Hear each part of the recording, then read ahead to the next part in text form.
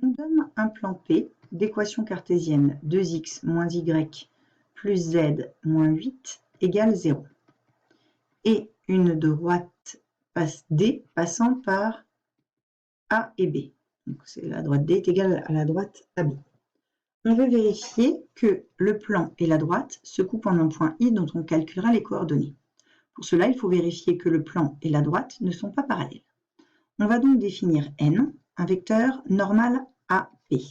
Il a pour coordonnées 2, moins 1, 1, qui sont les coefficients qu'on lit respectivement devant X, Y et Z. Donc celui-ci est normal AP.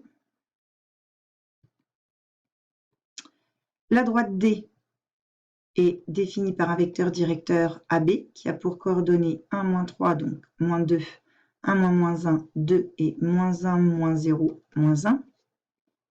Et directeur de D. Si la droite D est parallèle au plan P, ça veut dire que le vecteur AB est orthogonal au vecteur N. Donc, nous allons calculer le produit scalaire N scalaire AB, qui est égal à 2 fois moins 2, moins 1 fois 2, plus 1 fois moins 1. Ce qui nous donne moins 4, moins 2, moins 1, qui vaut moins 7, donc différente 0. On en déduit donc que N et AB ne sont pas orthogonaux.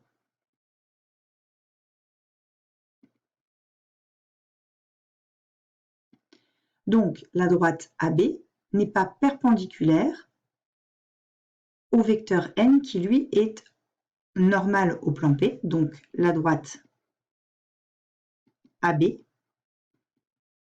n'est pas parallèle au plan P.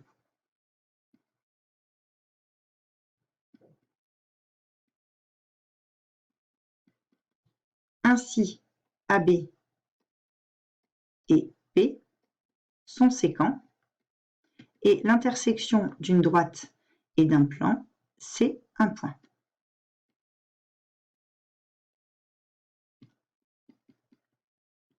Donc, on va l'appeler I, de coordonnées x, y, z, dont les coordonnées vérifient les deux équations.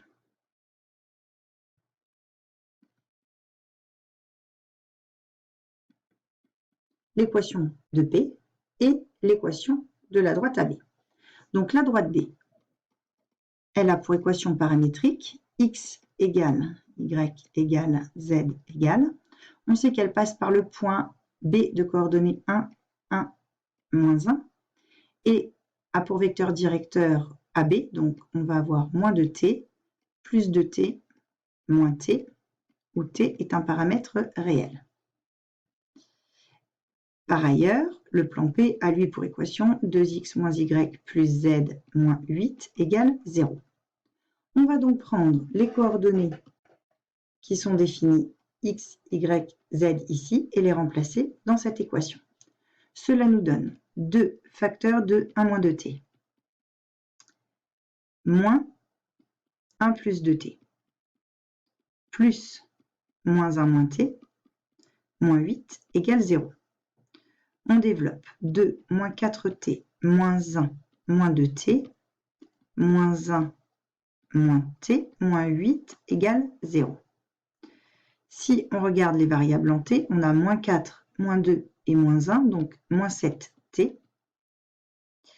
En constante, on a 2, moins 1, donc tout ça, ça s'annule. Il reste moins 8 égale 0. Ce qui nous donne 7t est égal à moins 8, et donc t est égal à moins 8 septièmes. On va ainsi remplacer dans l'équation paramétrique, ce qui nous donne pour i 1 moins 2 fois moins 8 septièmes. Donc x est égal à 1 plus 16 septièmes, donc 23 septièmes. Ensuite, 1 plus 2 fois moins 8 septièmes, ça fait 1 moins 16 septièmes. Donc ça fait 7 moins 16 moins 9 septièmes.